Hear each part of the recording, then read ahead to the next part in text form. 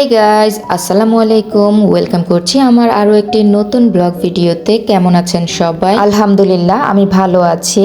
আজকে আমি কি রেসিপি নিয়ে চলে এসেছি দেখেন। আমি পিঠা বানাবো, আর এই পিঠা আমি আমার বাবা মায়ের জন্য নিয়ে যাব। বিয়ের 13 বছর পর সৌভাগ্য হলো বাবা মায়ের জন্য পিঠা নিয়ে যাওয়ার, তাই এবার আমি অনেক খুশি। তাদের জন্য আমি নিজ হাতে পিঠা বানিয়ে নিয়ে যাব। চলুন জেনে নেওয়া যাক আমি কিভাবে পিঠাটা বানালাম। প্রথমে আমি দুধটাকে ঘন করে জাল দিয়ে ঠান্ডা করে নিয়েছিলাম। তারপর আমি গুড়টাকে আলাদা করে জাল দিয়ে নিয়েছিলাম। গুড়টা যখন ঠান্ডা হয়ে গিয়েছিল তখন আমি দুধের সাথে একটা আলাদা বাটিতে মিশিয়ে নিয়েছিলাম। এটা আসলে টেস্ট করার জন্য যে ভালো কিনা গুড়টা। যদি গুড়টা ভালো হয় তাহলে ফাটবে না, আর যদি ভালো না হয় তাহলে ফেটে যাবে। তো আলহামদুলিল্লাহ আমার গুড়টা অনেক ভালো ছিল, তাই কিছুই হয়নি। খুব সুন্দরভাবে পিঠা আমি বানাতে পেরেছিলাম। তারপর আমি জাল করে রাখা দুধের মধ্যে প্রয়োজন মতো গুড় মিশিয়ে নিলাম। খুব ভালোভাবে মেশানো হয়ে যাওয়ার পরে আমি পিঠাগুলো এক এক করে বানিয়ে নিয়েছিলাম। আর এরপরে আমি গরম গরম পিঠাগুলো বানিয়ে এক এক করে এই দুধের ভিতর ছেড়ে দিয়েছিলাম। পিঠা বানানোর ডোটা দেখেন কত সুন্দর স্মুথ হয়েছে।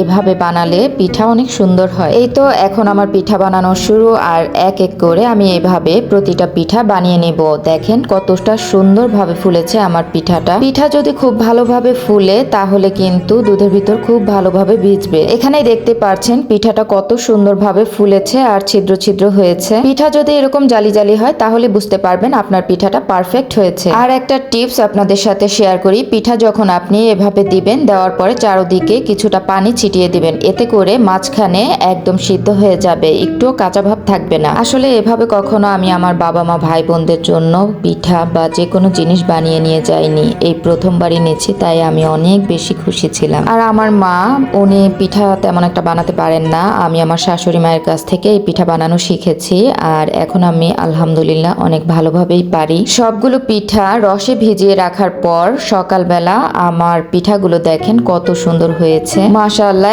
একদম ফুলে টইটম্বুর হয়ে গিয়েছে রসে ভিজে। যেহেতু আমার এই পিঠা দিয়ে সবাইকে আমি নাস্তা করাবো ভেবেছিলাম, তাই আমি সকালবেলা উঠে তৈরি হয়ে নিয়েছিলাম যাওয়ার জন্য। আর আমি খুব সুন্দর করে সাজুগুজু করে নিয়েছিলাম যাওয়ার জন্য। আর এই তো দেখেন আমার ছোট্ট বাবা, এটা হচ্ছে আমার ছোট বোনের ছেলে।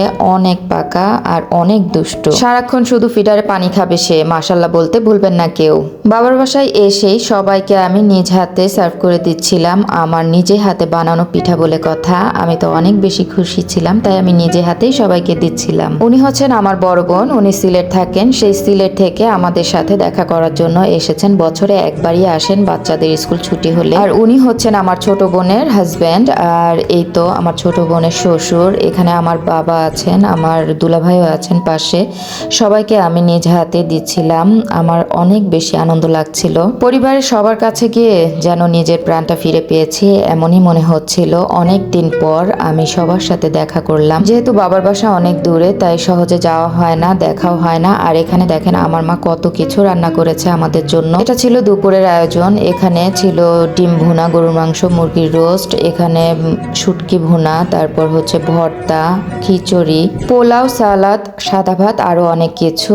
যাই হোক, সবকিছু মিলিয়ে আলহামদুলিল্লাহ অনেক ভালো কাটলো দিনটা সবার সাথে হাসি খুশিতে। সবার সাথে বসে একসাথে খাওয়া দাওয়া করলাম। আলহামদুলিল্লাহ অনেক ভালো লেগেছে, অনেক ভালো কেটেছে সময়টা।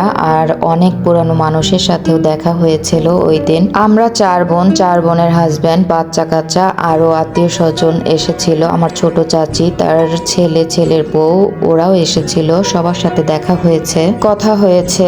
আলহামদুলিল্লাহ সবকিছু মিলিয়ে অনেক ভালো কেটেছে।